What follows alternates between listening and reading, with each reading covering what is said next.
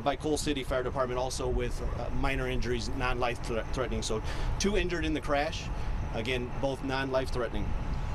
Troopers coordinated with local police, fire, and local EMA groups and IDOT to enact closures right away that evening to make sure that everything was safe. So currently, our closures include I-55 southbound is closed at US Route 6, with traffic being diverted eastbound and westbound on Route 6, that's milepost 248. I-55 northbound is closed at River Road with traffic being diverted eastbound on River Road, and that's milepost 241. We'd like to thank Minooka Fire Department, Coal City Fire Department, Elwood Fire Department, the Channahon Police Department EMA, the Will County EMA, and also the Sheriff's Office for their assistance. Currently, we do have 6 officers that are signed 24/7 here to assist with traffic control and make sure that the resources for ComEd are making it in and out as they need to, and that we are doing everything, as you guys have heard, as safely as possible to make sure that they have the resources there and we can get the interstate opened as quickly as possible. Once those wires are secured and made safe, we are looking at approximately, and again, it's an estimate between 60 to 90 minutes for us to clear the crashes that are out here and make sure we get those vehicles relocated. And again, I'd like to thank all of our partners with ComEd. It's been a great working relationship. This situation could have been a lot worse given the circumstances, and as we all saw, the weather conditions for almost 2 days that were associated with it, and we're just very thankful that no serious injuries took place or no deaths took place from these incidents. At this time, President, I'll turn it over to you. Thank you. Good morning, everyone. I'm Jennifer Bertino-Tarrant. I'm the Will County Executive. I'm joined here today with Alison Anderson, our Director of Emergency Management. And really, I'm here today with a grateful heart. These past 2 days have obviously been very challenging for the region, but Will County significantly. Almost all of our communities have been impacted. So I want to take this time to thank everyone and show our appreciation who have stepped up and dedicated time and resources to getting us through this. We've seen our government agencies, our public safety agencies, nonprofit organizations, and neighbors throughout the county working to make sure that we recover from this storm. We especially want to thank ComEd and their dedicated employees who have worked tirelessly to return power to residents and businesses.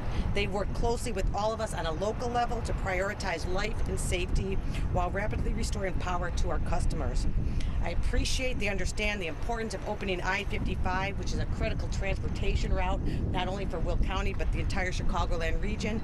And I'm especially thankful, again, to ComEd, the Illinois State Police, Illinois Department of Transportation, that are all working together to safely clear the road, reopen traffic, and get our neighborhoods back to where they belong. So thank you very much.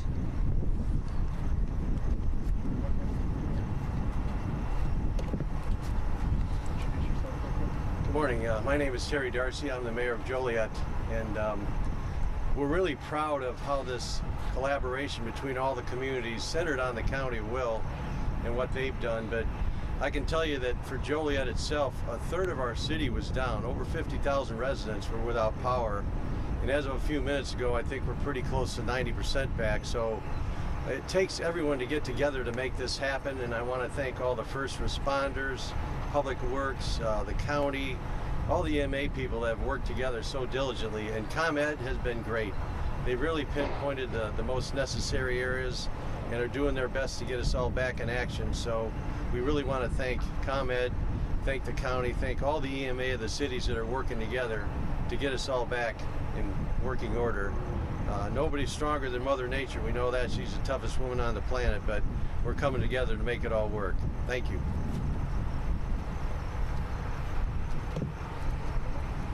And you know, we're ready for your questions if you have some.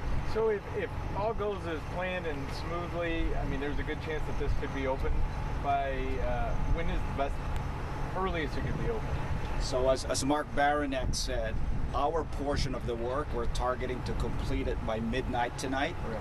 And as Sir Keltner's mentioned, the state police and IDOT will probably need another hour or two to just clear out some vehicles that have been stranded here and clean the highway to reopen it. So, so it should be tomorrow morning if everything goes well. According to okay. absolutely. All right, thank you.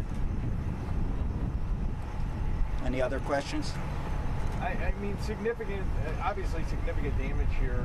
When is the last time you guys have had to deal with a problem like this and an outage like this? Well, good that you asked that question. Actually, I'm going to ask Dave Perez, our Chief Operating Officer, because just a few miles from here in the south, there was actually a tornado, was it a month ago? Yes. That hit and took towers. If you can just describe, Dave, what happened there. But it's a great question. You know, the whole, not only here in the Chicagoland area, but across the nation, climate change is having a significant impact on our infrastructure, on all critical infrastructure. You know, you've seen it in all parts of the country. The last time we've seen something like this is an unprecedented type of event. We've not seen this type of catastrophic failure on our transmission right away. We had a tornado that came, you know, as Gil mentioned, a month and a half ago, where we lost over 30 transmission structures as well.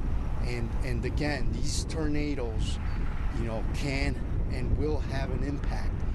The type of resiliency that we invest in our system needs to continue, and one would say we need to increase that investment if we are to be able to be resilient and be able to provide the power that our country, our communities, and our customers require.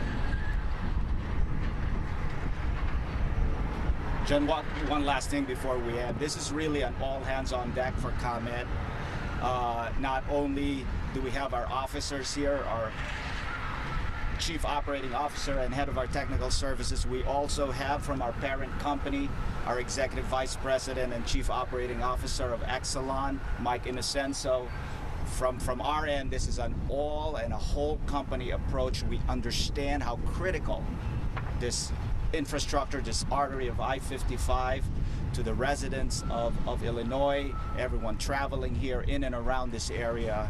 And we thank everyone for their patience, and we're going to be working really, really hard to reopen this artery as soon as possible. Thank you. Is this 7 mile stretch of I-55 that's closed?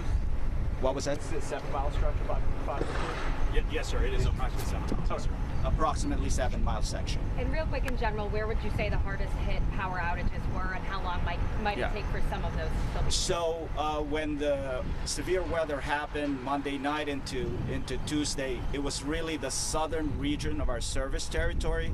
Think about Joliet, as the mayor said, University Park, Streeter, and then on the western part of our territory, Rockford and Freeport were also hit hard. But we're working as quickly as we can. We're about 84% restored by the time I arrived here, and we're going to be targeting to be in and around the 90% complete by tonight, and tomorrow, do the rest of the restoration. Thank you so much for your time. Appreciate it. Thank you all. Thank you.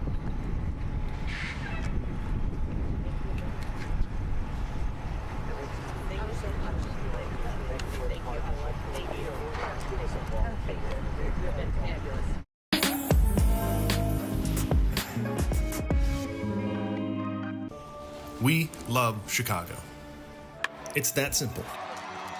That's why you can find us on your street, at your favorite spot, in your corner, around the clock, uncovering the news